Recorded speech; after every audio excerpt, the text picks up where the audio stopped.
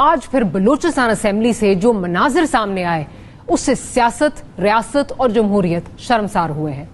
गधों की तादाद बढ़ने पे हुकूमत को क्रेडिट दिया है। 100,000 इजाफा हुआ है गधों का तादाद में और वो 5.6 मिलियन तक पहुंच चुके हैं। तो गोरे तो उतने ही हैं, मगर पीटीआई के दौर में नया पाकिस्तान में तो गधों के तादाद में इजाफा हुआ। हफ्ते कौमी, सिंध, पंजाब और आज फिर बलूचिस्तान असेंबली से जो मनाजिर सामने आए उससे सियासत, रियासत और जमहूरियत शर्मसार हुए हैं।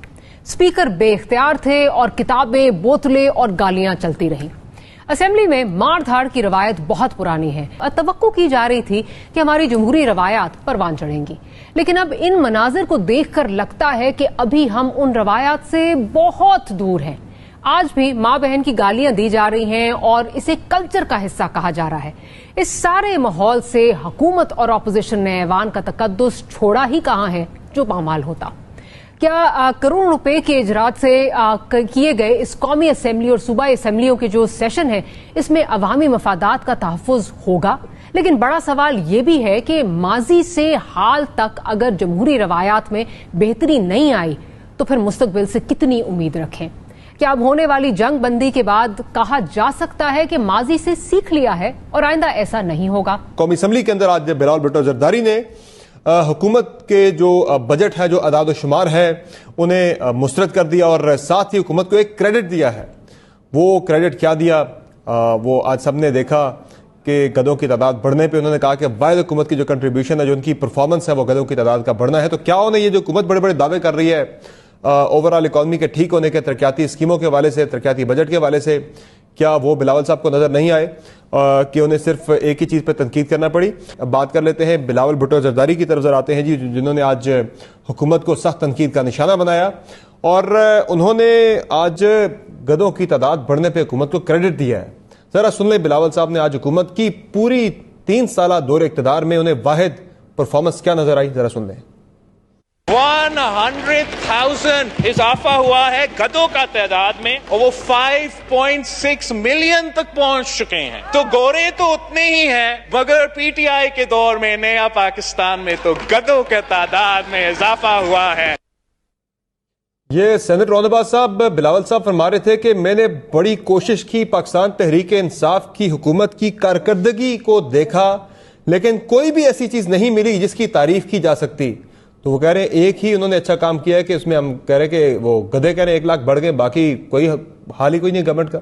मैं वैसे ना पिछला जो पूरा हफ्ता गुजरा है, मैं एक्सपेक्ट कर रहा था कि कल रात के बाद शायद एक सेंस ऑफ जो सीरियसनेस है या सेंस ऑफ एक एथिकल वैल्यूज जो है ना, वो शायद प्रिवेल कर गई है असेंबली में, क्योंकि असेंबली बेसिक रिप्रेजेंटेशन होती है पूरी सोसाइटी की, पूरे पाकिस्तान की।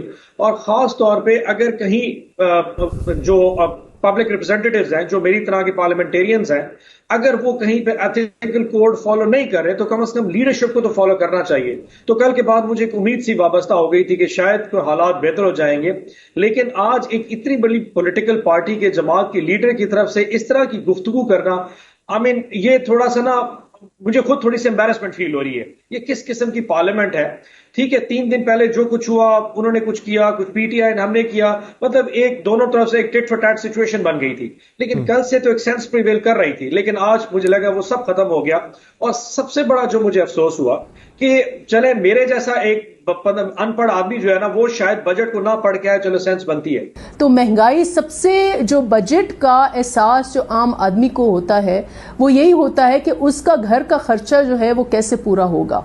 और उस हवाले से जब आप हर शख्स जो बाहर कोई भी खरीदारी करेगा उसके ऊपर आप बड़े बड़े टैक्सेस लगा देंगे, फेडरल लेवीज लगाएंगे, पेट्रोल के ऊपर आप पेट्रोलियम लेवी लगाएंगे, तो फिर वो तो महंगाई तो उससे होगी।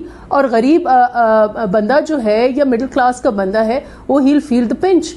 तो ये सारी चीजें उन्होंने बात जो की है और बहुत अच्छे अंदाज में की है, बहुत अच्छे पार्लियामेंट्री, हाँ, और यकीनन तनकीद का निशाना बनाया है कि पहली दफा ये हुआ है और आपने ये माहौल क्रिएट किया है कि बजट बुक्स को पढ़ना नहीं है, بجٹ بکس کو ہتھیار کی طرح استعمال کرنا ہے اور ان بجٹ بکس کو لے کر اپوزیشن کے ممبرز کے سر جو ہیں وہ پھاڑنے ہیں، ان کو انجریز کرنی ہے، ان کے اوپر وار کرنا ہے. یہ تو ہم نے پہلی دفعہ دیکھا ہے 60-70 سال میں اس ملک کی تاریخ میں کہ بجٹ کتاب پڑھنے کے لیے نہیں ہے، بحیثیت آپ کا ہتھیار ہے اور ایمونیشن ہے اور دڑا دڑ آپ جو ہے اور آپ کے وزیر ان کو یقیناً اور اچھا کیا تنقید کو. آئی ایم شور کہ انہوں نے آن بھائی نے دیکھا ہوگا یہ کہ وہ ہر وزیر جو ہے ون اپ من شپ کر رہا تھا کہ ہم خان صاحب کو دکھائیں کہ دیکھیں ہم کتنے پھنے خان اور 30 مار خان ہیں، ہم بجٹ پڑھتے تو نہیں ہیں لیکن بجٹ سے ضرور کسی کا سر ضرور پھاڑنا جانتے ہیں. ٹھیک، اب وہ بجٹ سے ایک تو بجٹ بک سے سر پھاڑے گئے، لیکن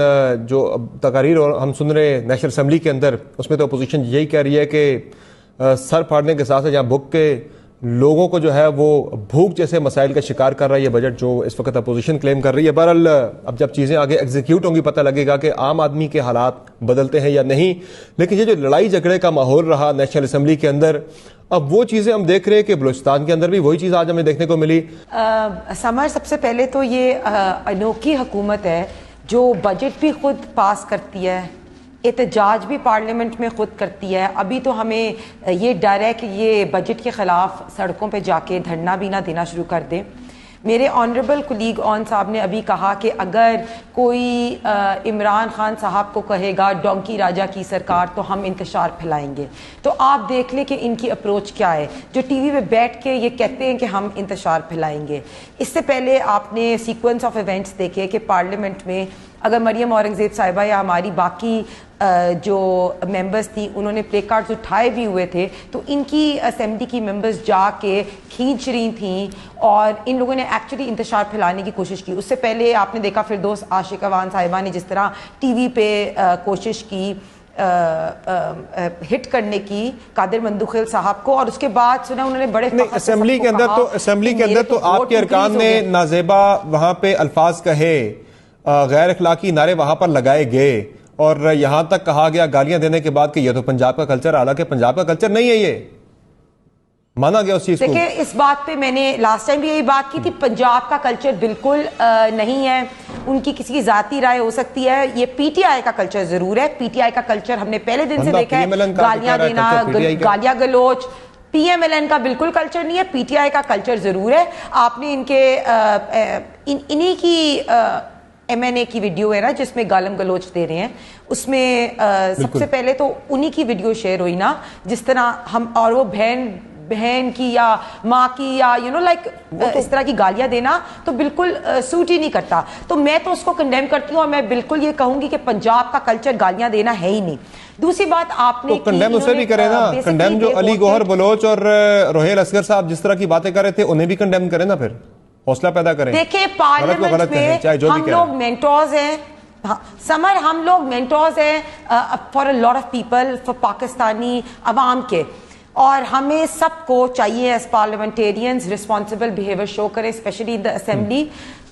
regardless of whichever party we belong to, we are supposed to show good parliamentary behavior. پہلی چیز. دوسری بات آپ نے بات کی جس طرح کہ بیسکلی یہ چاہتے تھے کہ ایک کانٹریکٹ ہم سائن کریں کہ عمران خان صاحب شہنشاہ اعظم جب اسمبلی میں آئیں اور سپیچ کریں تو وہاں پن ڈراپ سائلنس ہو، وہاں کوئی شور نہ مچائے. آپ مجھے بتائیں کہ لاسٹ 3 مہینوں میں عمران خان نے فلسطین والا اتنا امپورٹنٹ ایشو آیا، عمران خان صاحب جو ہے وہ اسمبلی میں آئے، انہوں نے کوئی تقریر کی، یا ٹی ایل پی والا جو ایشو ہوا اس پہ عمران خان صاحب اسمبلی میں آئے. لاسٹ 3 مہینے پہلے جو وہ اسمبلی میں آئے نا وہ تب آئے تھے جب انہوں نے جھوٹا ووٹ آف کانفیڈنس لیا تھا اسمبلی سے. اور شروع میں جس پہ ہم بات کر رہے ہیں، شروع میں جب یہ شہنشاہ اعظم آئے تھے نا اسمبلی میں تب آر ٹی ایس بٹھا کے انہوں نے سلیکٹڈ عمران خان کو ہمارے پہ مسلط کیا تھا، اور جہانگیر ترین صاحب کا نا جہاز بھیج کے پنجاب کی حکومت اور وہاں کی حکومت پر جو آئی تھی، اسی لیے ہم لوگوں نے جو ہے ان کو بات نہیں کرنے دی، اور کالی پٹیا پہن کے ہم نے اوتھ بھی دیا تھا. اس کے بعد سے تو ان کے پاس اتنا حوصلہ ہونا چاہیے تھا کہ. اور دوسری ایک اور چیز میں آپ کو بات کروں، یہ روز بات کرتے ہیں الیکٹورل ریفارمز کی، جو ان کے ہیڈ آف اسٹیٹ ہے نا وہ سب سے پہلے نہیں، ایک منٹ، یہ اتنے کنفیوزڈ ہے ان کے ہیڈ آف اسٹیٹ کہ ایک طرف سے ان کا جو مزاج ہے وہ فاسسٹ مزاج ہے، دوسری طرف سے ان کا جو سوچ ہے نا وہ ڈکٹیٹر کی سوچ ہے. وہ کہتے ہیں کہ چین کی طرح حکومت ہونی چاہیے.